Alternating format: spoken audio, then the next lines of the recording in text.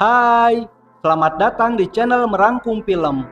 Di video kali ini, gue akan menceritakan film berjudul Dragon tahun 2011. Oke, let's go untuk alur ceritanya.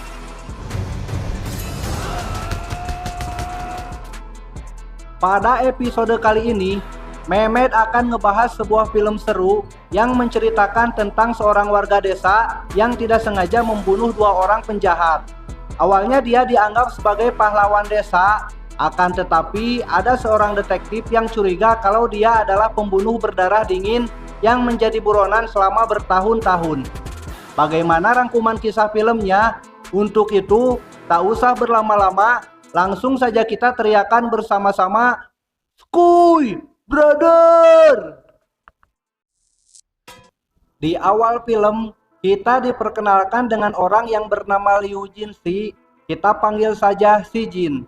Si Jin adalah seorang pria biasa yang tinggal di desa Liu. Kehidupan si Jin sangatlah normal. Dia memiliki seorang istri yang bernama Ririn dan dikaruniai dua orang bocil, yaitu Fang Zheng dan Xiao Tian. Sehari-hari dia bekerja sebagai pembuat kertas dan terkadang ikut bertani bersama warga. Suatu hari desa Liu kedatangan dua berandalan dari luar kota. Mereka adalah Dong Seng dan Dong Ma. Konon katanya mereka adalah pembunuh dan perampok paling kejam dan kini sedang menjadi buronan para polisi. Terlihat mereka sedang mampir ke warteg dulu untuk mencicipi beras kencur rasa coklat. Selanjutnya mereka mendatangi toko kertas tempat si Jin bekerja. Kedua cebong ini lalu memalak si pemilik toko, sebut saja dia Pak Li. Namun Pak Li tidak mau memberikan uangnya, dia justru melawan mereka dengan sebuah tongkat kayu. Sialnya mereka terlalu kuat untuk dihajar dengan tongkat kayu. Selain itu mereka juga menendang salah satu karyawan Pak Li hingga tubuhnya terpental jauh.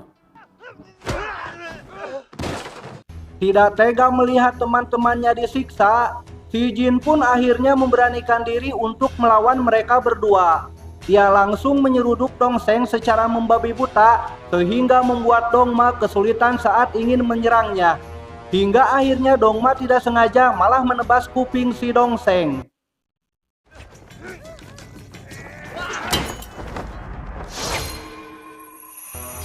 Gara-gara si Jin, kedua cebong ini pun semakin murka. Mereka kemudian memojokkan si Jin.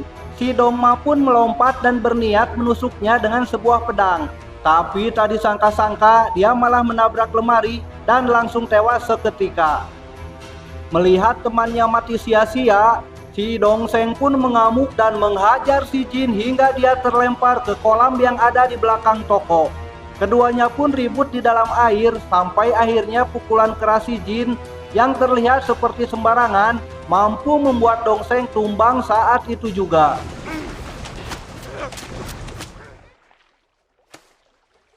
Setelah perkelahian itu selesai, si Jin pun segera naik dari kolam dengan kondisi yang kesakitan. Keesokan harinya, petugas pengadilan datang ke desa Liu untuk mengecek jasad Dong Seng dan Dong Ma. Mereka juga membawa tim forensik dan juga salah satu detektif culun, yaitu Subaiju, kita panggil saja Juju. Berdasarkan pengecekan dari tim forensik, mereka tidak menemukan keanehan di tubuh dua cebong itu. Mereka berdua dianggap mati secara wajar, persis seperti yang dijelaskan oleh si Jin kepada mereka. Namun si Juju merasakan kejanggalan pada kasus ini, terlebih lagi si Dong Seng adalah buronan nomor satu yang sedang dia cari. Tapi pihak pengadilan justru senang karena mereka sudah tidak perlu mengejar-ngejar lagi si Dong Seng. Para pejabat ini lalu berterima kasih kepada si Jin karena telah meringankan pekerjaan mereka. Setelah itu para warga mulai menyanyikan lagu Tralala Trilili dengan gembira untuk menghormati jasa si Jin.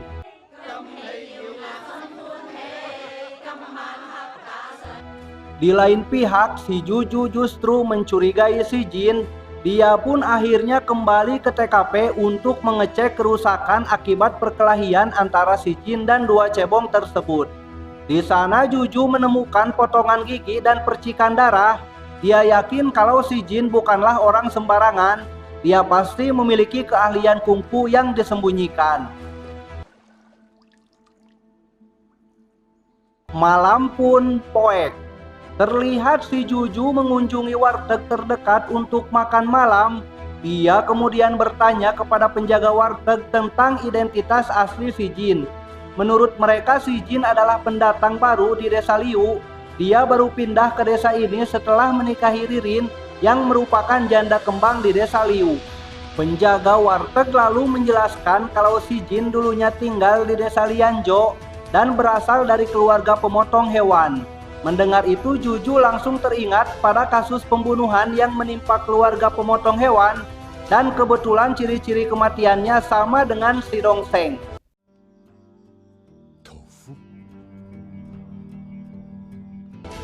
Di sini Juju pun yakin kalau si Jin menggunakan teknik kungfu yang bisa mematikan sel otak serta menghentikan detak jantung dalam sekali pukul.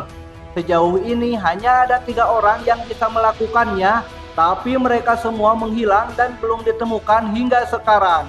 Setelah menceritakan semua hal tentang si Jin, penjaga warteg pun menutup ceritanya dengan berkata bahwa si Jin adalah orang yang baik.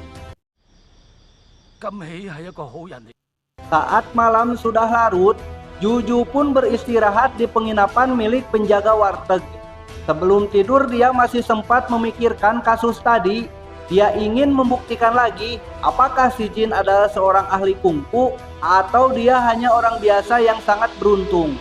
Pada dasarnya, Juju tidak percaya pada siapapun karena beberapa tahun yang lalu dia pernah diracuni oleh seorang bocil yang polos, yang juga membunuh kedua orang tuanya.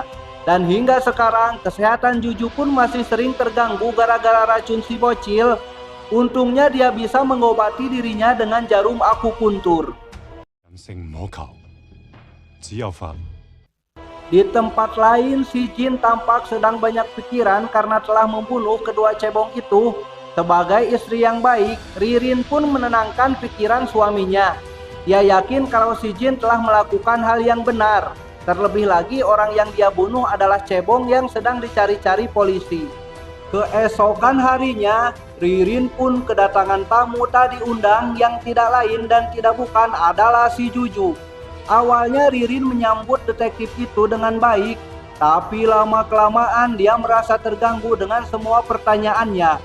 Si Juju menanyakan banyak hal tentang si Jin, mulai dari nama asli, marga asli, ukuran sepatu, ukuran celana dalam, hingga menanyakan tentang keluarganya.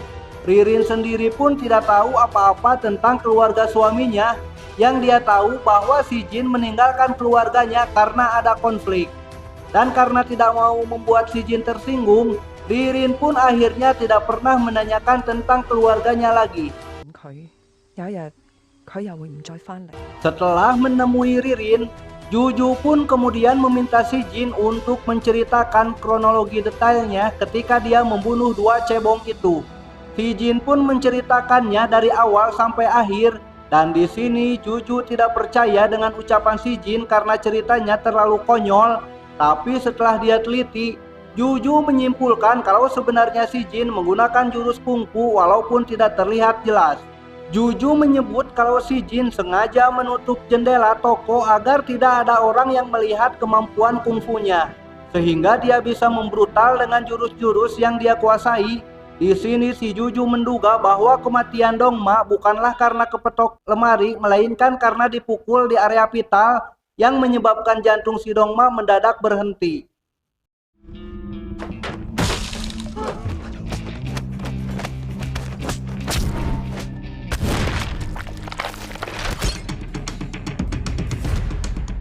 Juju juga menduga kalau si Jin sengaja memancing Dongseng untuk bertarung di dalam kolam agar si Dongseng kesulitan untuk memukul, dan ketika timingnya sudah pas, si Jin langsung melontarkan pukulan di kepala Dongseng yang akhirnya mengenai saraf otaknya sehingga dia pun tewas saat itu juga.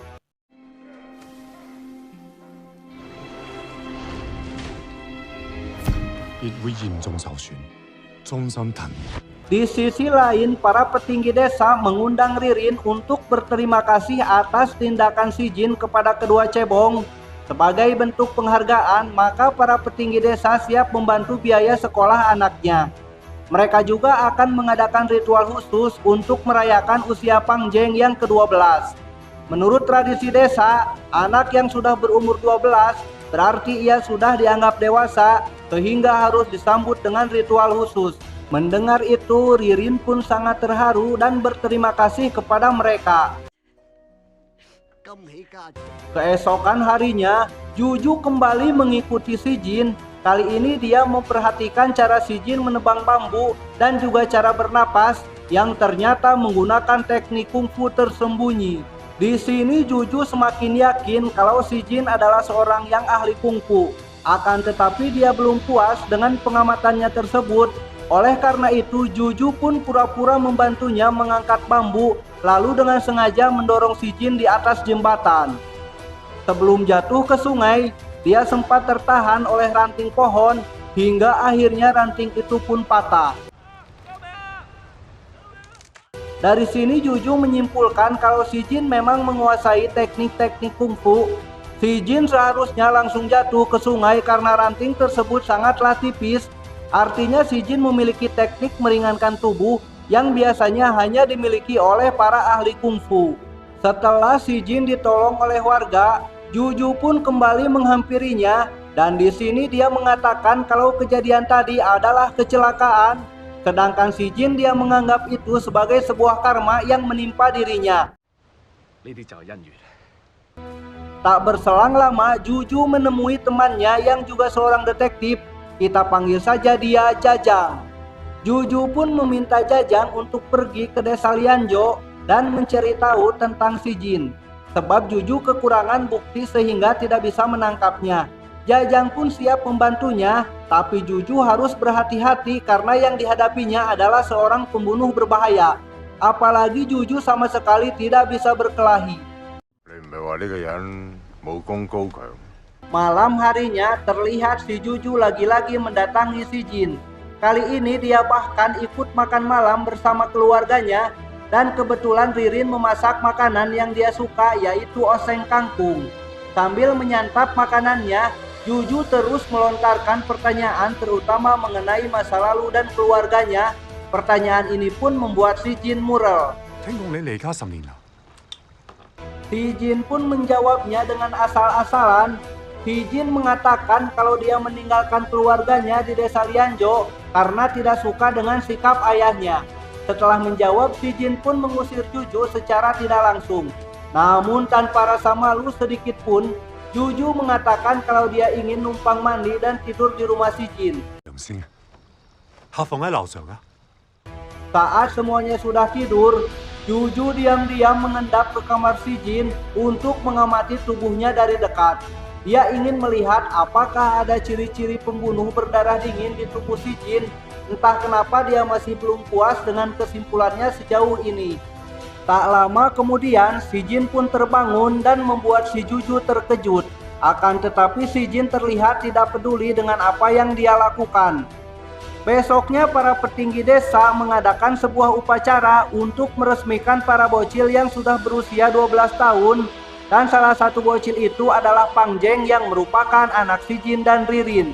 Para bocil ini sekarang sudah dianggap dewasa dan sudah bisa disuruh beli rokok super oleh bapak mereka.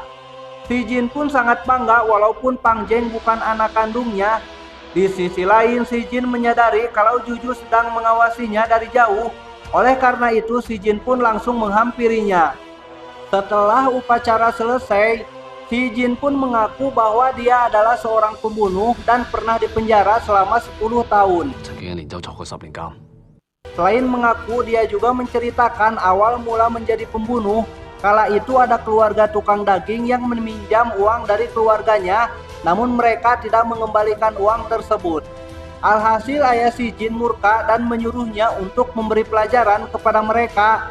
Si Jin pun membantai keluarga itu tanpa tersisa satu orang pun. Namun setelah menjalani hukuman, dia berniat untuk bertobat. Oleh karenanya dia mengganti nama dan pindah ke desa Liu. Dengan rendah hati, si Jin meminta tolong agar Juju tidak menangkapnya. Terlihat si Jin memohon dengan tulus, tapi Juju tetap tidak percaya. Dia sangat yakin bahwa si Jin belum berkata jujur kepadanya dan belum mengeluarkan kemampuan aslinya sebagai ahli kungfu. Untuk membuktikan semua itu, Juju pun nekat membacoknya dengan celurit, akan tetapi si Jin sama sekali tidak menghindar.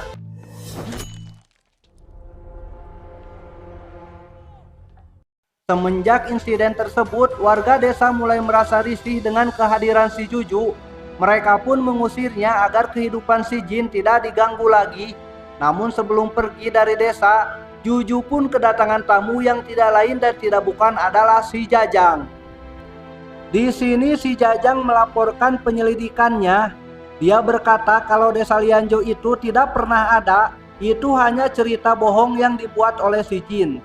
Si Jajang juga menjelaskan bahwa si Jin tidak berasal dari keluarga pemotong hewan, tetapi dia adalah anak dari klan ketua 72 iblis yang bernama Lang Tong, dan ternyata Juju pernah menyelidiki kasus pembunuhan yang dilakukan oleh Lang Tong 10 tahun lalu. Tanpa membuang waktu, si Juju langsung berkemas dan pergi ke ibu kota untuk mengambil surat penangkapan si Jin. Namun di tengah jalan dia justru bertemu dengan si Jin, bahkan ia pun menunjukkan jalan pintas untuknya. Lalu di tengah perjalanan si Jin bertanya apakah Juju akan menutup kasus pembunuhannya. Juju pun terpaksa berbohong. Dia berkata akan menutupnya padahal dia masih ingin menangkap si Jin.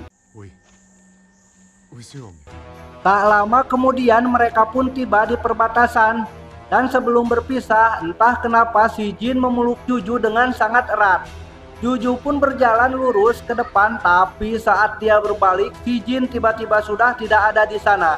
Dia menghilang seperti hantu. Sontak Juju pun sangat ketakutan dan langsung berlari sekencang-kencangnya.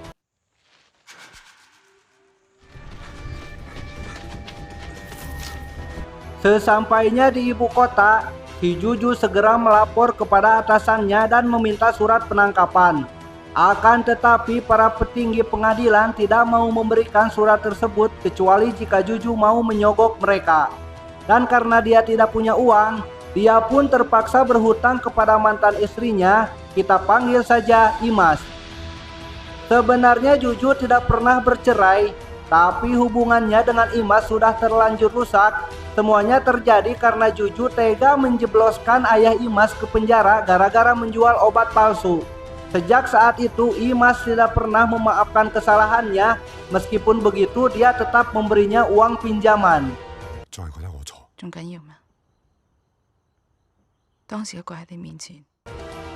Setelah mendapatkan pinjaman dari Imas, Juju pun langsung menyogok hakim dan akhirnya mendapatkan surat penangkapan. Di tempat lain klan 72 iblis sedang berkumpul, lalu ada seorang cebong dari klan lain yang memiliki informasi tentang keberadaan Tanglong alias si Jin. Dia pun langsung mengatakannya di depan ayah si Jin, yaitu Master Gong. Tapi bukannya mengucapkan terima kasih, Master Gong justru membunuh cebong tersebut dengan teknik kungfu yang sama dengan si Jin. Kemudian menyuruh anak buahnya untuk membawa si Jin pulang. Keesokan harinya, Juju kembali ke desa Liu bersama para polisi yang siap menangkap si Jin. Sementara itu, Master Gong telah mengutus 2 orang anggota. Salah satu dari mereka adalah cebong berkepala botak, dan satunya lagi bernama Ayang, yang merupakan pembunuh wanita terkuat di klan 72 iblis. Dia pun langsung menyerang si Jin di depan warga desa. Di sini si Jin tetap berpura-pura lemah agar identitasnya tidak terbongkar. Ayang lalu memaksanya untuk menunjukkan dirinya yang asli, tapi si Jin tetap menolak hingga akhirnya Ayang nekat membunuh salah satu petinggi desa dan membuat si Jin sangat murka, sehingga dia pun terpaksa menunjukkan skill kungfunya. Tanpa basa-basi, si Jin langsung membrutal dan melawan kedua anggota klannya. Dalam waktu singkat, si Jin pun mampu menghabisi si cebong berkepala botak dengan jurus tapak 1000.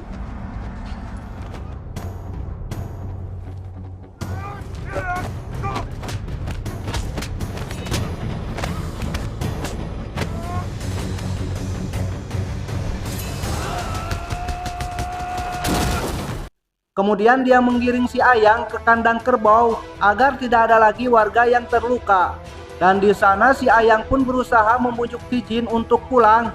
Namun si Jin tetap tidak mau. Dia sudah bertobat dan tidak ingin kembali menjadi pembunuh. Karena dia menolak perintah tersebut, si Ayang pun terpaksa harus membunuhnya.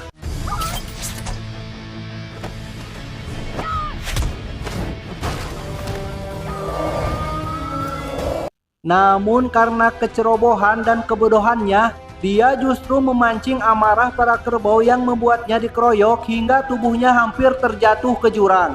Awalnya si Jin ingin menolongnya, tapi mengingat semua perbuatan kejam yang sudah ia lakukan, akhirnya si Jin melepaskan tangannya dan membiarkannya tewas.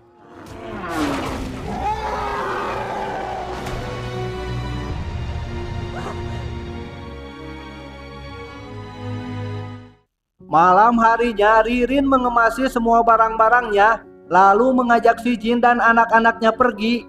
Dia ingin mencari tempat yang aman untuk memulai hidup baru.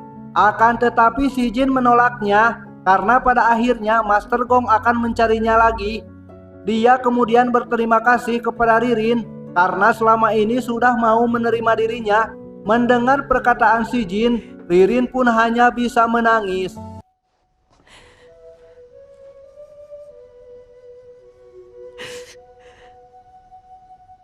Ketika malam sudah larut, si Jin pun menatap kedua anaknya yang sedang tidur, lalu mengingat semua dosanya di masa lalu. Kala itu dia terpaksa membantai keluarga tukang potong hewan, termasuk anak mereka yang masih kecil. Si Jin pun masih merasa berdosa hingga sekarang, apalagi kini dia sudah memiliki dua anak yang sangat dia sayangi. Paginya warga desa mengadakan upacara pemakaman bagi petinggi desa yang telah dibunuh oleh si Ayang. Dan pada saat yang sama, si Juju pun tiba di desa Liu bersama para polisi. Dia pun sangat terkejut melihat apa yang terjadi di tempat tersebut. Tak berselang lama si Jin muncul di hadapannya. Dia kemudian bertanya, kenapa Juju melanggar janjinya, di mana dia tidak akan kembali ke desa dan menangkapnya. Di sisi lain, para polisi tidak mau berurusan dengan klan 72 Iblis. Mereka pun akhirnya memilih untuk pergi dan akan kembali kalau si Jin sudah tewas di tangan klan tersebut. Beberapa saat kemudian, warga desa memutuskan untuk mengungsi ke desa sebelah termasuk Ririn dan anak-anaknya. Sementara itu si Jin dan Juju memilih untuk tetap berada di desa Liu. Keduanya pun terlihat sedang berbincang-bincang. Di sini Juju tampak merasa bersalah kepada si Jin karena sudah melanggar janjinya. Sebagai gantinya dia memiliki rencana untuk mengecoh para polisi dan juga klan 72 Iblis, yaitu si Jin harus berpura-pura mati. Juju pun memiliki cara yang sangat meyakinkan. Dia akan menotok bagian saraf tertentu untuk membuat si Jin mengalami koma. Dan dengan begitu orang-orang akan percaya dia mati sungguhan dan dia bisa selamat dari kejaran klan 72 Iblis. Namun setelah 15 menit, si Jin harus dibangunkan karena jika tidak dia akan tewas selamanya.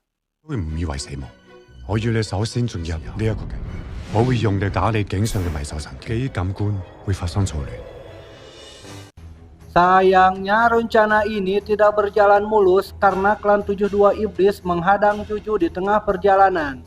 Klan 72 Iblis itu dipimpin oleh Panglima kepercayaan Master Gong, yaitu Sukun alias Pak Rongli. Dia lalu mengecek jasad si Jin dan seketika percaya kalau anak bosnya itu sudah mati. Alhasil Pak Rongli dan anak buahnya langsung menyanyikan lagu penghormatan sambil menangis.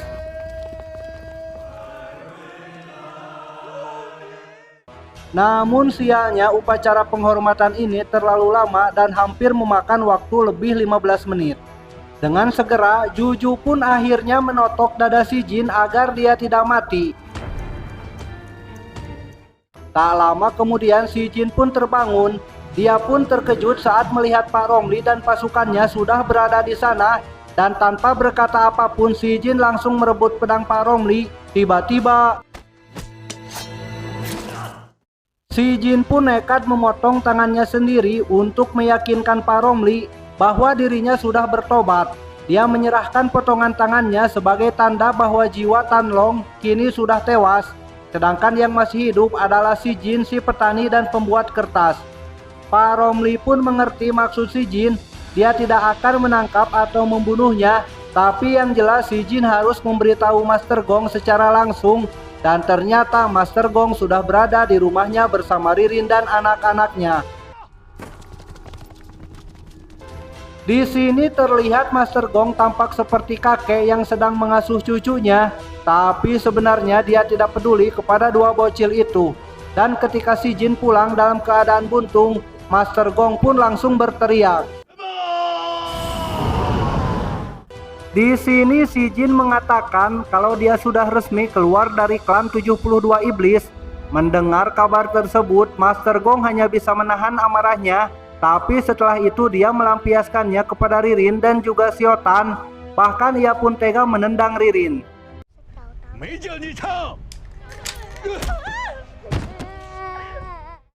Master Gong tidak mengizinkan si Jin keluar dari klan, dan kalau dia tetap nekat keluar, Master Gong mengancam akan membunuh Siotan sebagai gantinya.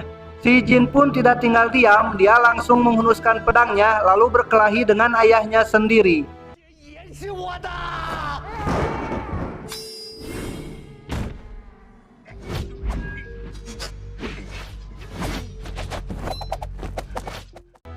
Master Gong benar-benar sulit untuk dikalahkan. Ia pun kebal dengan senjata tajam. Alhasil si Jin pun kewalahan saat menghadapinya. Beruntung si Juju datang tepat waktu. Dia diam-diam menotok telapak kaki si Jin dari bawah lantai kayu. Kemudian dia juga menancapkan jarum akupuntur di leher Master Gong yang membuatnya tidak kebal lagi. Hal ini pun dimanfaatkan oleh si Jin untuk menghabisi ayah laknatnya itu. Juju pun tidak tinggal diam. Dia berusaha mengecoh Master Gong agar si Jin bisa menyerangnya. Master Gong pun melempar si Juju ke sebuah batu hingga kepalanya terbentur. Dan saat Master Gong akan mengeksekusinya, ia tiba-tiba tersambar petir akibat jarum yang masih menempel di lehernya, dan ia pun tewas seketika.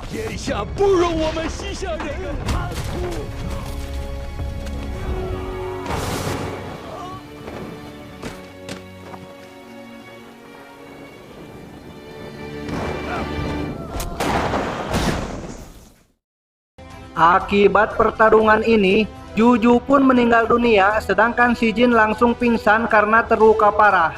Di akhir film, terlihat si Jin yang kembali hidup normal seperti biasanya, dan sekarang dia tidak perlu memikirkan tentang klan 72 Iblis lagi karena dia sudah sepenuhnya bertobat.